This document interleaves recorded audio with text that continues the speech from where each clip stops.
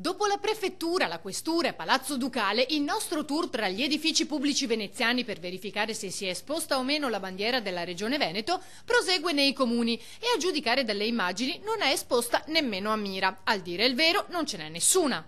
Neanche una, che è quella del corro che l'hanno ucciso, che si è mesi che si ha. Ritengo che sia giusto che sia esposta, per essere veneti, per essere un significato.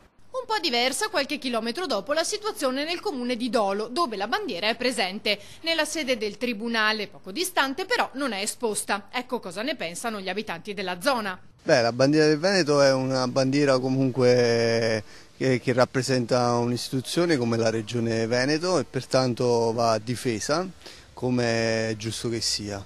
Che qui è giusta, ma oltre alla bandiera vorrei anche qualcos'altro. Sulla bandiera la trovo giusta perché noi siamo veneti ed è giusto che ci arrangiamo un pochino. Sì, bisogna, perché siamo veneti e dobbiamo tenere quello, no?